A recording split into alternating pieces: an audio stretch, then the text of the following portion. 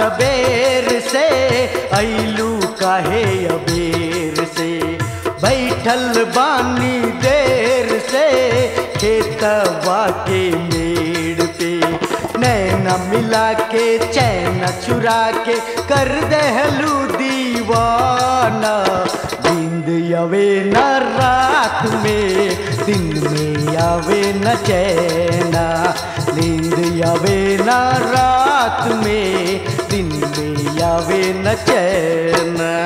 भैया से अख बचा के फौजी से बात बना के, सबको ऐसे बचा के आईनी है लुका के, जादू ऐसन कैला की दिल हो गइल दीवाना, खटिया ने मन लगेला तकिया देवे न चैना, खटिया ने मन लगेला तकिया देवे न चैना।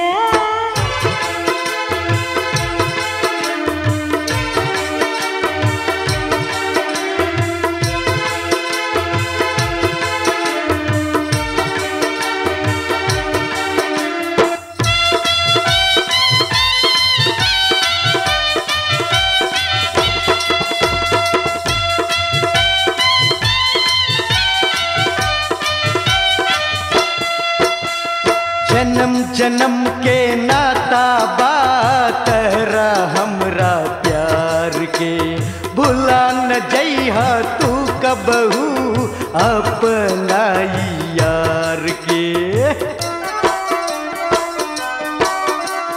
सब कुछ हमर तोहरे से, तोहरे में बसल जानबा, मन में रहेला हरदम तू, तोहरे पे दिल कुर्बान बा।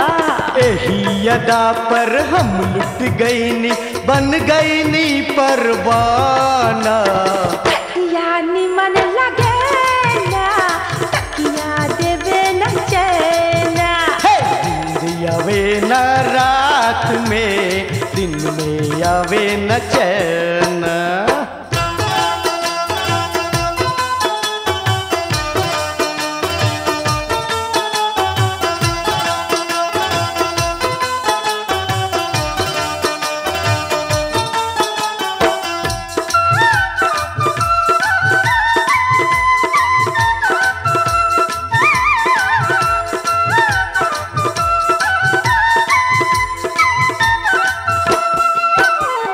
डोली सजा के अइबा हो पिया तू कहिया घरे, छेड़े ले हमके सब सखिया मजा तो हमसे करे। कर अगर इशारा त मंडप ही बना दी, खून से अपना हम सजनी तोहर मांग सजा दी। डोली घरे ले अइहा तू बांध दीहा ढोलना, नींद आवे न रात में दिन में आवे न चैना। अच्छा तकिया निमन लगेला तकिया देवे न चैना।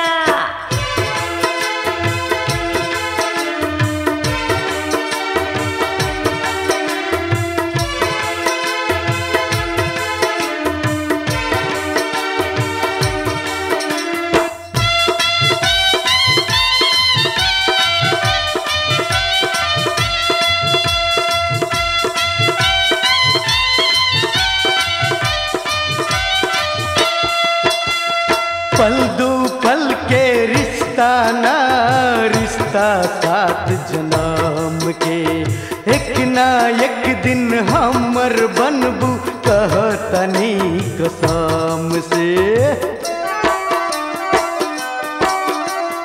तोहरे किरिए कहो तनी तोहरे ई जवानी बा, जब तक बाटे ई दुनिया तब तक प्रेम कहानी बा।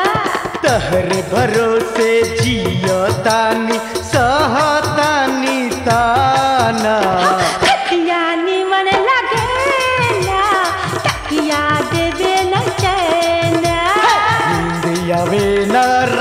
रात में, दिन में आवे न चैन। रहलू कहाँ सवेर से, अइलू काहे अबेर से।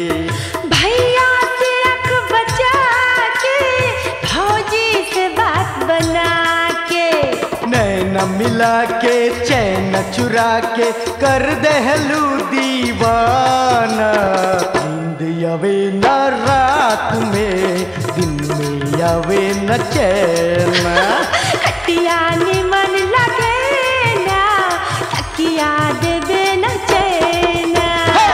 नींद आवे न रात में, दिन में आवे न चैन।